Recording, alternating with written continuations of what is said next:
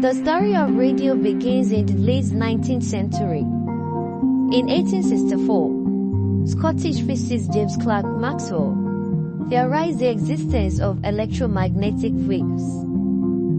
In 1886, Heinrich Hertz confirms Maxwell's theory by generating and detecting radio waves, proving that wireless communication was indeed possible. But it was Guglielmo Marconi, an Italian inventor, who turned this theory into reality. In 1895, Marconi sent the first wireless message over a distance of 1.5 miles, marking the birth of radio communication. During World War II, radio proved its strategic importance. It was a vital tool for communication, propaganda, and boosting morale. Portable radios allow soldiers on the front lines to stay informed, while families back home relied on broadcasts for updates about the war. Radio quickly became a household staple, connecting people to the world like never before.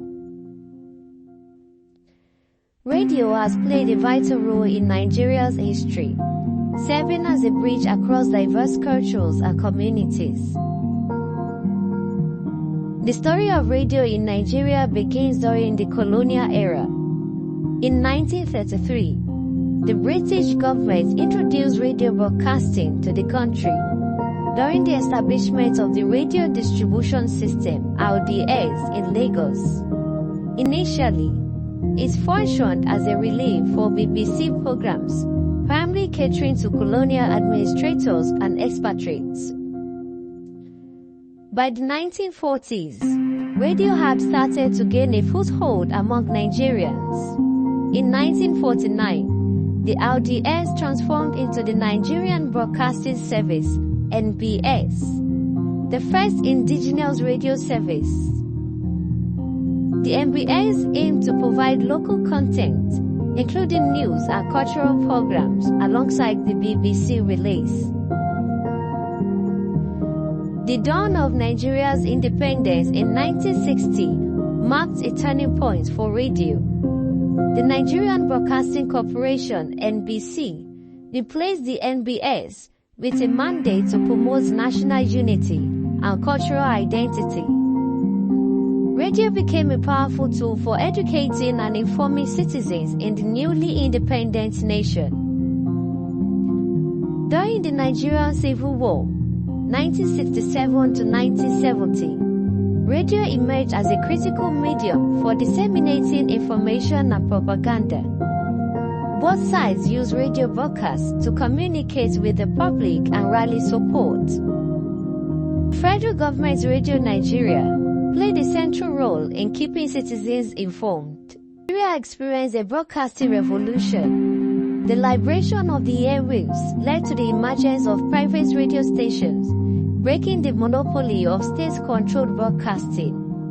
Stations like Ray Power FM, established in 1994, brought fresh perspective and vibrant programming to the Nigerian audience. Did you know Nigeria has over 500 active radio stations operating across its 36 states and the Federal Capital Territory? Lagos State leads with approximately 54 stations, followed by Oyo State with around 36, and the Federal Capital Territory Abuja with around 33 stations. Each of Nigeria's 36 states has at least one government-owned and one private radio station.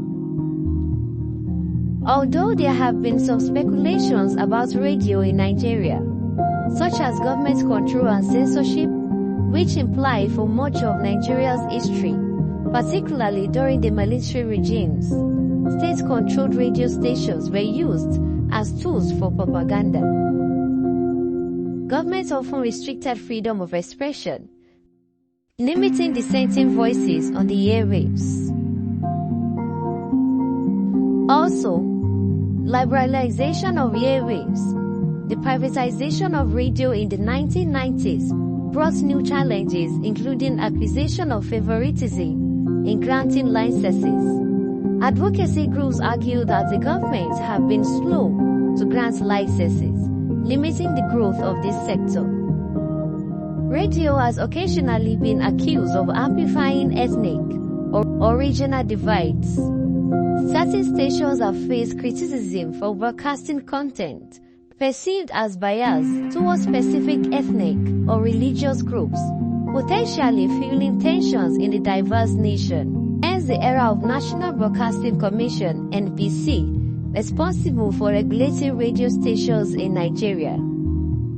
Established by the National Broadcasting Commission Act of 1992, the NBC oversees the licensing, monitoring, and regulation of broadcasting services, including radio and television in the country.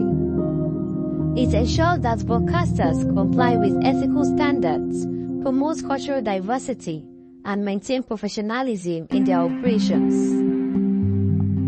The rise of internet radio and streaming services has sparked discussions about the relevance and regulation of traditional radio in the digital age. Some argue that traditional radio faces unfair competition due to the lack of equal regulations for digital platforms, especially in Nigeria. But as technology evolves, radio adapts, ensuring it remains a vital part of Nigeria's story for generations to come. World Radio Day is on the 13th of February. Each year was first announced back in 2011 by UNESCO's member states. 2 years later, in 2013, the United Nations General Assembly gave it their stamp of approval and endorsed it as an international day. The theme of World Radio Day 2025 is Radio and Climate Change, a powerful tool for climate action. A powerful tool for climate action.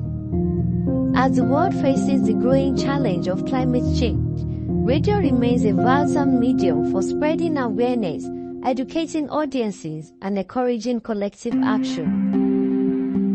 Through community radio station broadcasting local climate news, national network raising awareness about global environmental challenges, or global stations promoting international climate agreements, radio helps amplify voices and bring people together around a shared commitment to protecting our planet.